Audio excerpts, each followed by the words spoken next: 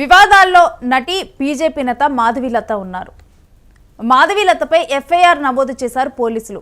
మాధవీలత కొన్ని కీలకమైన వ్యాఖ్యలు చేశారు. దేవుడికి సంబంధించి సాయిబాబా దేవుడు కాదంటూ మాధవీలత ఒక స్టేట్మెంట్ ఇచ్చారు. తప్పుడు ప్రచారాలు భక్తుల మనోభావాలను దెబ్బతీసిందంటూ తన మీద ఫిర్యాదు నమోదైంది. ఇక ఫిర్యాదు చేసింది సాయిబాబా సంస్థాన్ ట్రస్ట్ నిర్వాహకులు.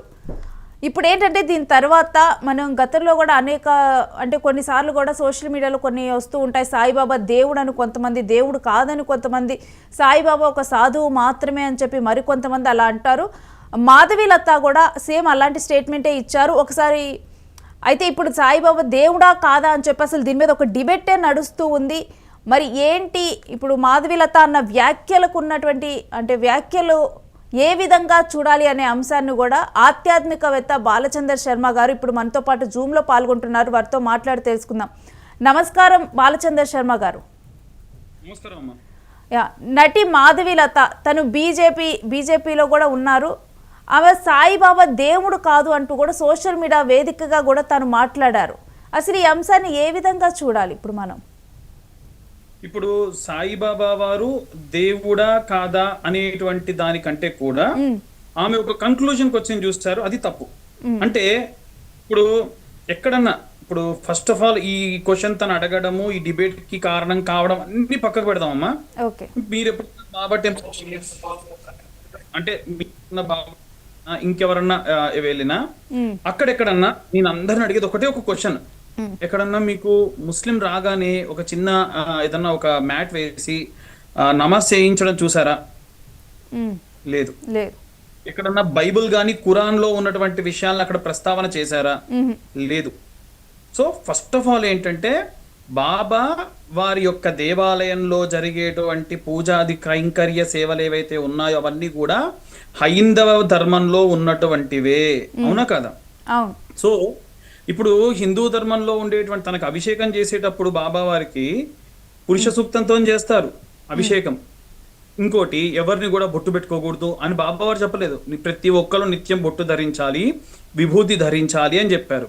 ఒక దేవాలయ ప్రతిష్ఠ జరుగుతున్నప్పుడు సాధారణంగా అగ్ని మదనం అనేటువంటిది జరగడం అనేటువంటిది చేయడం అనేటువంటిది ఎంత ముఖ్యమో, ఒక ధుని వెలిగిస్తే బాబా దేవాలయం బాబా యొక్క ఆ యొక్క షిరిడీ సంస్థాన్లో షిరిడీలో ఉన్నటువంటి ధునిలో నుంచి ఆ దీపాన్ని తీసుకొని కూడా వస్తారు.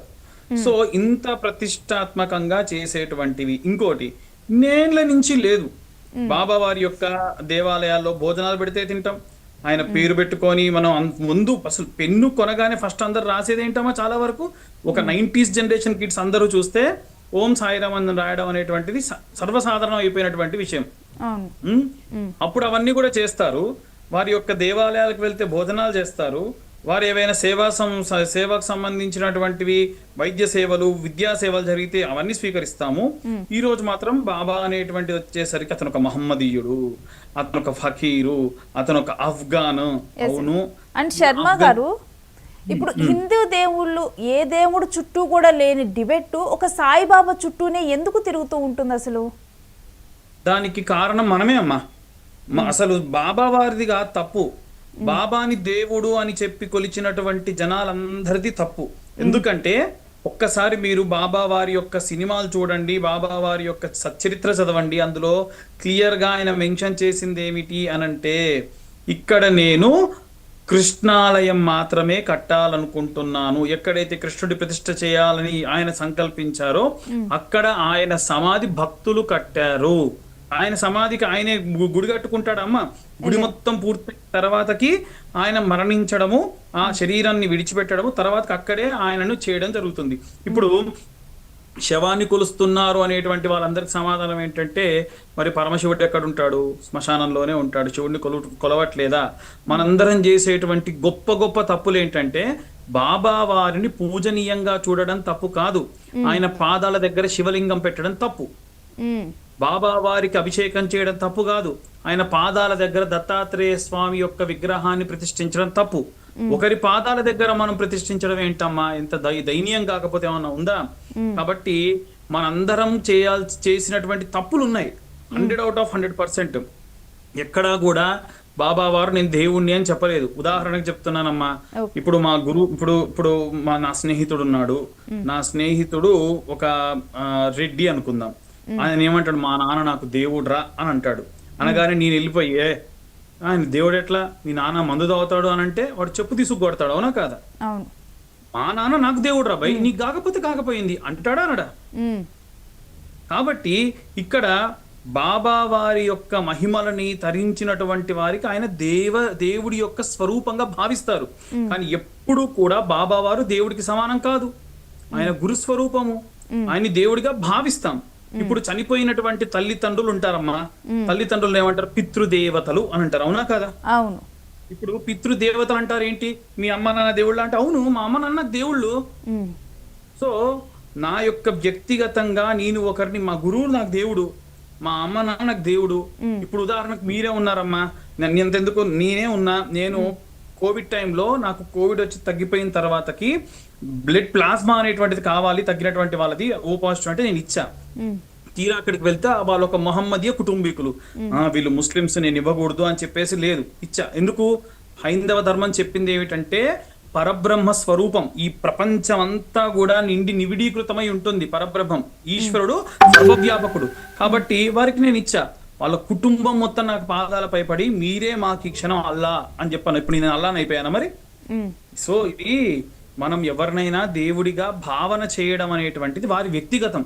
వారి మనోభావాల్ని దెబ్బతీయడం అనేటువంటిది మహాపాపం, తప్పు.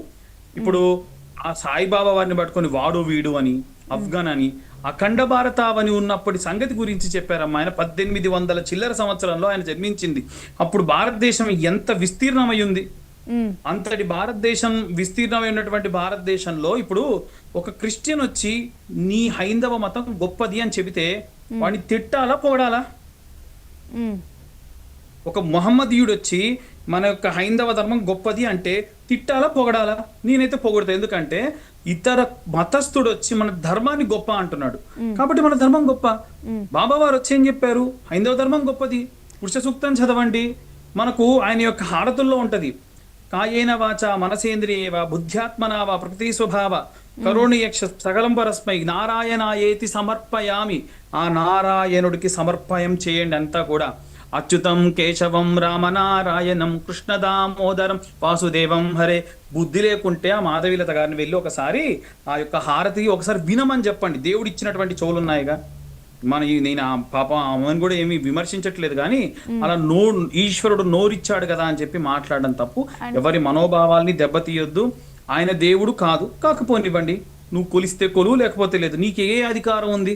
అంటే మీరు చెప్పే దాని ప్రకారం అంటే ఆయన దేవుడు కాదు అన్న డిబేట్ పక్కన పెడితే ఎవరైతే సాయిబాబాని నమ్మారో వాళ్ళకు మాత్రం దైవ స్వరూపం అంతే. అది మీరు ఇప్పుడు నాకు తెలిసినటువంటి ఒక వర్గం ఉందమ్మా, ఒక స్నేహితుల్లో కొంత ఒక బ్యాచ్ ఉంది. లిటరల్లీ వాళ్ళు దేవుడు అంటే నమ్మరు, పూజలు అంటే నమ్మరు. అలాంటి వాళ్ళు బాబా దేవాలయాలకు వెళ్ళి ఈ రోజు విశ్వ హిందూ పరిషత్తులో ఉన్నారు, పరమ ధార్మికమైనటువంటి కార్యక్రమాలు చేస్తున్నారు. ఇప్పుడు దానికి కారణం ఎవరు ఆ మార్గంలోకి తీసుకువెళ్లారు? బాబా వారి యొక్క హారతులు, వారి యొక్క దేవాలయానికి వెళ్ళినప్పుడు వాళ్ళకి కలిగినటువంటి భావం. ఇప్పుడు ఇంతమందిని మార్చినటువంటి బాబాని తిడదామా పొగుడదామా మీరు చెప్పండి? అంటే మీరు చెప్పారు కదా బాబా ఆయన హారతుల పాటలు కానీ అవన్నీ, కానీ కొంతమంది ఏంటంటే ఇప్పుడు ఆయన చెప్పినవి పక్కన పెట్టి ఆయన స్వరూపం వాటి మీద ఆయనకి ఇప్పుడు హిందూ దేవులకి ఎవరికి గడ్డం ఉండదు, సాయిబాబాకి గడ్డం ఉంటుంది, ఆయన హిందువు కాదు, హిందూ సంస్కృతిలో సమాధులను పూజించేది ఉండదు, సాయిబాబా సమాధిని పూజిస్తారు, ఇవన్నీ కూడా మాట్లాడుతున్నారు. రాఘవేంద్ర స్వామి మఠాలు ఉంటాయి. రాఘవేంద్ర స్వామి కూడా పోతులూరి వీర బ్రహ్మేంద్ర స్వామి వారు గాని, రాఘవేంద్ర స్వామి వారు గాని వీళ్ళంతా కూడా ఏంటంటే బ్రహ్మీభూతులు అయ్యారు. అంటే అక్కడే వారు వారి యొక్క ఆ యొక్క ఊపిరి అనేటువంటిది భగవంతుడిలో కలిపేసుకున్నారు, సజీవ సమాధి చెందారు. మరి అవంతా కూడా సమాధులే కదా. సో ఎవరైతే మాట్లాడుతున్నారో వాళ్ళు ఇవన్నీ కూడా పరిగణలోకి తీసుకోవాలి. నేను ఇప్పుడు ఆయనని దేవుడు కాదు అని ఎవరన్నా సరే అంటే నేనేమన్నా, కానీ తిట్టే అధికారం మాత్రం లేదు. అది నేను చెప్పేది. అంటే సాయిబాబా హిందూ కాదు, ఈ స్టేట్మెంట్స్ అన్నిటికీ మీరేం చెప్తారు శర్మ గారు? హిందూ కాదు అయితే ఏంటి ఇప్పుడు? అసలు ఈ దాన్ని అడిగితే సాయిబాబా వారు హిందువే. సాయిబాబానే కాదమ్మా, ఈ రోజు ఇక్కడ ఉన్నటువంటి మహమ్మదీయులు, క్రైస్తవులు అందరూ కూడా హిందువులే. నేను దానికి ప్రూఫ్ చూపించాలా?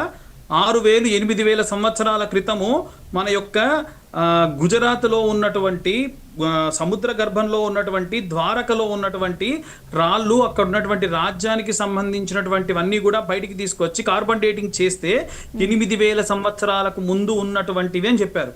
మరి 8,000 సంవత్సరాలకు ముందు క్రీస్తు లేడు, ఈ మహమ్మదీయులు, మహమ్మద్ ప్రవక్త లేడు కదా, అప్పుడున్నది కృష్ణుడే కదా, నా కృష్ణుడే కదా. అంటే ఇప్పుడు అందరు కూడా ఎవరన్నట్టు? అందరు హిందువులే కదా. తర్వాతకి ఈ వేరే వేరే యొక్క మతాలు అనేటువంటివి ఏర్పడడం, దాంట్లోకి మారడం అనేటువంటిది దౌర్భాగ్యం కొద్దీ జరిగింది.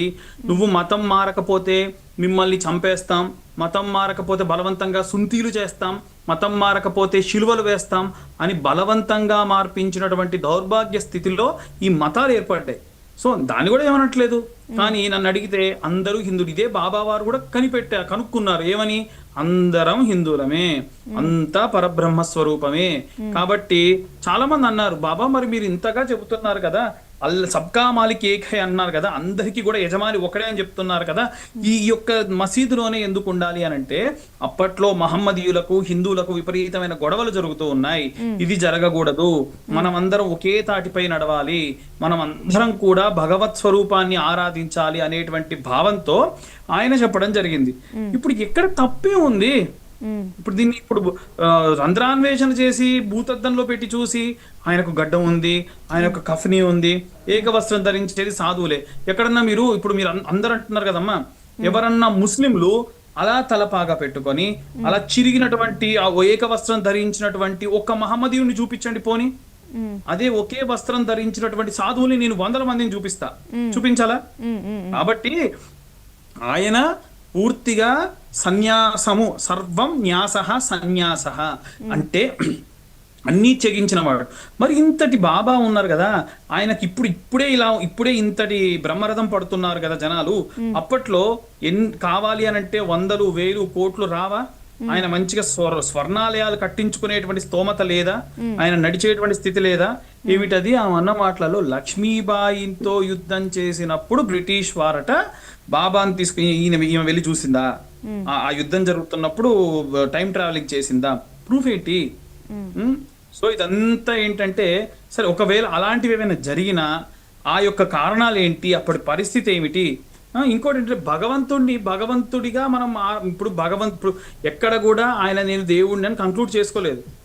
అంతే కదా, నేను దేవుడిని అని చూపించింది ఎక్కడుంది? సో మనం ఎప్పుడైనా సరే మన యొక్క అభిప్రాయాన్ని, వాక్ స్వాతంత్రం ఉంది అలా అని చెప్పేసి పక్కనోడి అమ్మని, నాన్నని, తండ్రిని, గురువుని, వాడి యొక్క మతాన్ని, వాడి యొక్క దైవాన్ని నా నోటికి వచ్చినట్టు తిడతా అంటే చెప్పు తీసుకొడతారు. ఇది కూడా వాక్ స్వాతంత్రమే, ఇది కూడా మాకు స్వాతంత్రమే అంటారు అప్పుడు.